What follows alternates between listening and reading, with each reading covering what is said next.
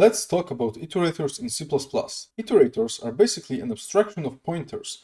They are used, as the name suggests, to iterate through and access different data structures in C++. What are the differences between a normal pointer and an iterator? Well, an iterator can be used to iterate through different containers, for example, a vector or a linked list, while a pointer can only be used to iterate through a contiguous array. The iterator is an abstract concept, but a pointer is a fundamental data type in C++. Iterators have to always be used with a container, but a pointer can point to a normal variable. Okay, so first let's include the vector. Let's also add using namespace standard. Okay, now let's declare a simple vector. Next, to get an iterator, we have to use the .begin method.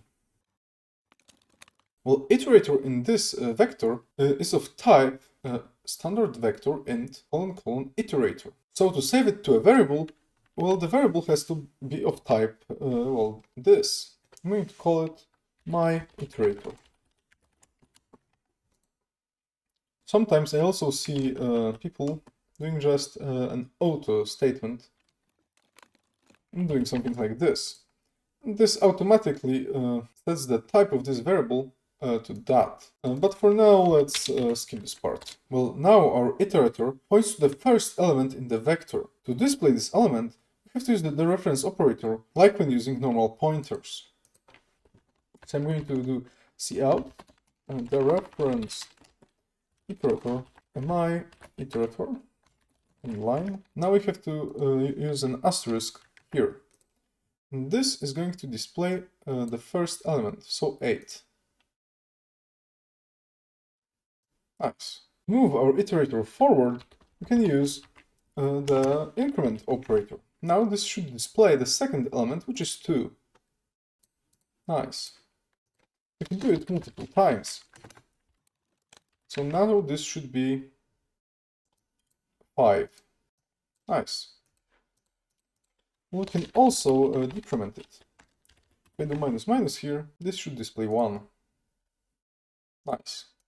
If we are iterating through standard vector or standard array, so a contiguous memory, we can use plus equals. For example, plus equals 5. This will move our vector 5 elements to the right. So 1, 2, 3, 4, 5. This should display 3.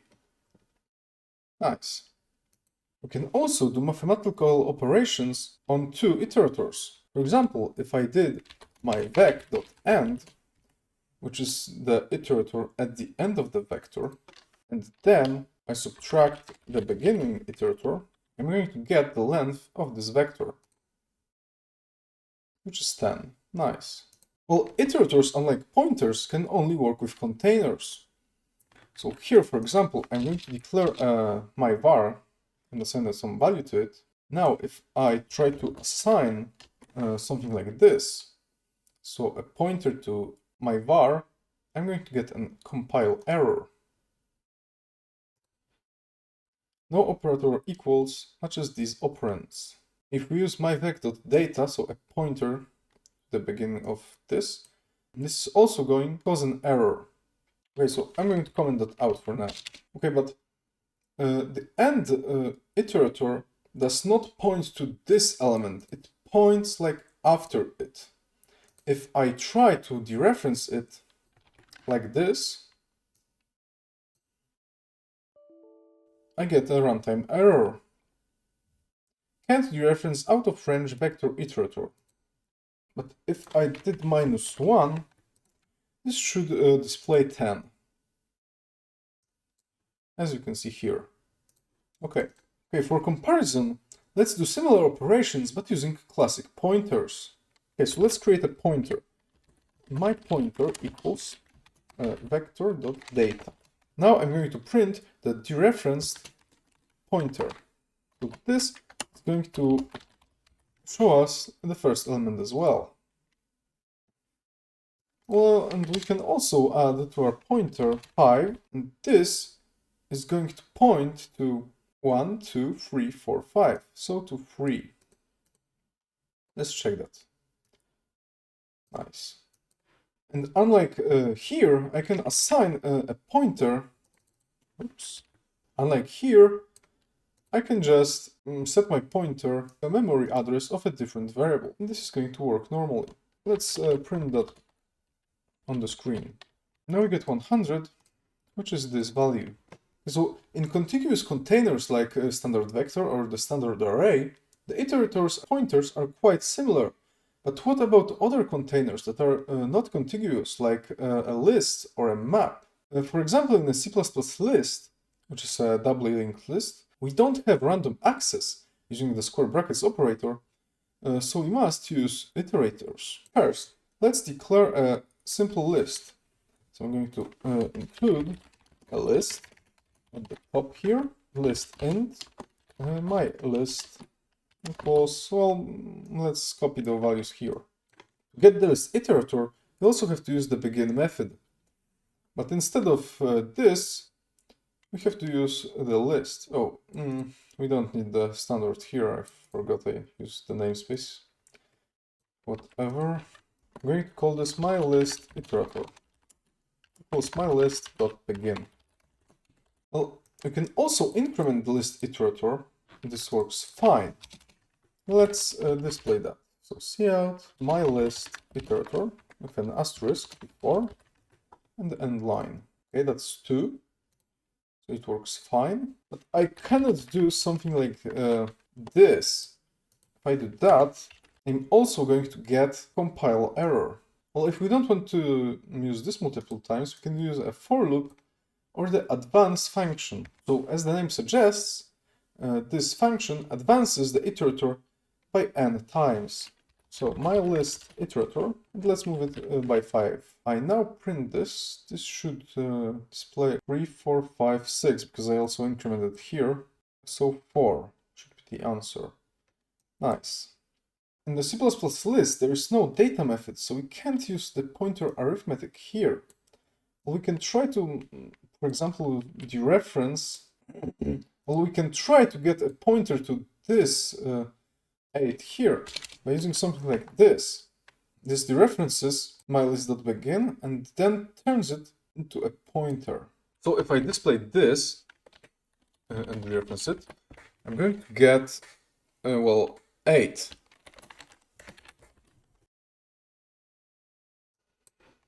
Okay, but if I do the increment operation, I'm going to get some garbage values. Well, let's display this again. You can see some random stuff.